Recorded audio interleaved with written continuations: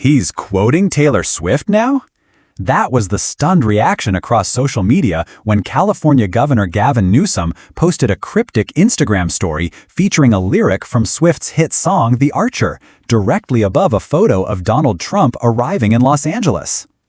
If you find value in real stories told with clarity and truth, make sure to subscribe to stay informed with nationalpresstoday.com. The post read simply, "I've been the archer, I've been the prey," accompanied by a black and white filter and the subtle tagging of downtown LA. Within minutes, screenshots flooded X, formerly Twitter, with speculation rampant over the meaning behind the lyric and why Newsom would invoke pop's reigning queen in what looked like a political jab. Commentators weren't sure whether to laugh or brace for impact. But one thing was clear, in the escalating drama between California's leadership and the former president, every word and every lyric counts. The choice of lyric wasn't random, and political insiders knew it.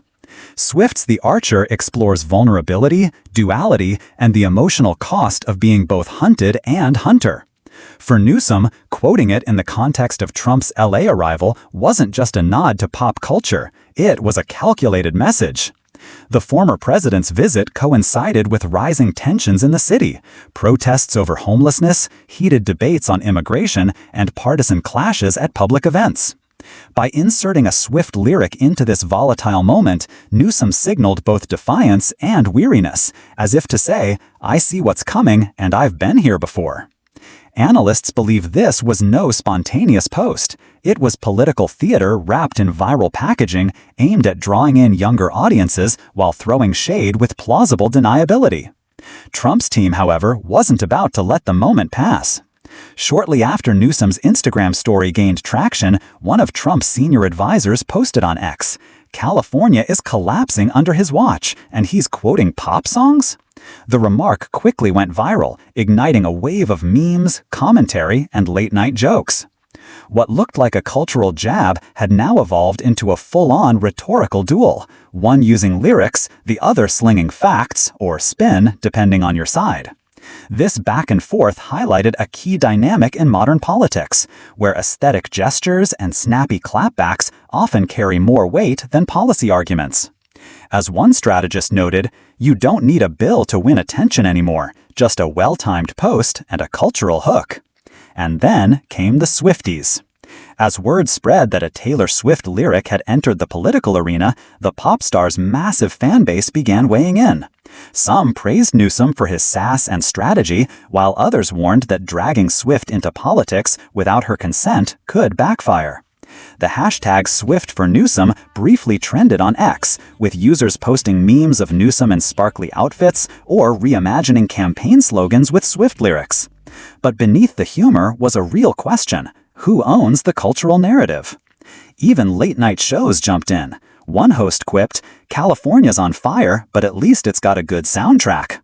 Suddenly, a governor's Instagram post became a litmus test for how pop culture, personality, and politics collide, and how a single lyric could amplify or derail a message depending on who's listening.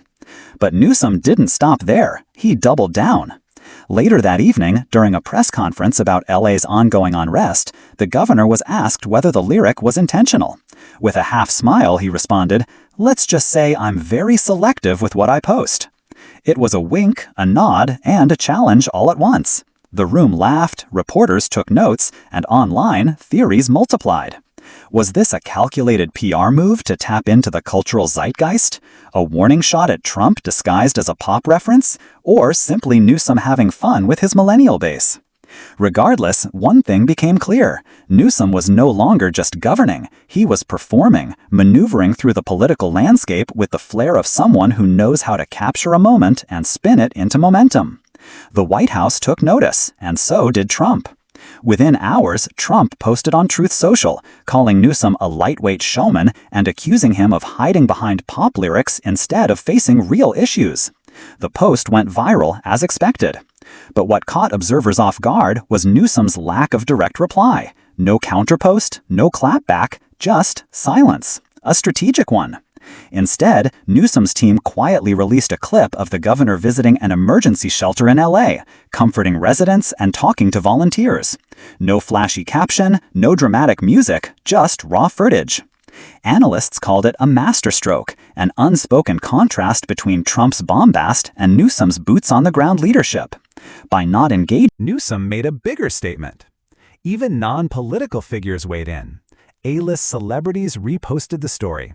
Influencers turned it into content, and TikTok's political Swifties created mashups that blended campaign footage with concert clips, all centered on one moment, one lyric, one governor.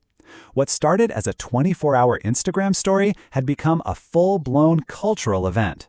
If this story moved you or opened your eyes, don't forget to hit like, comment, and reshare this report with someone who needs to see it.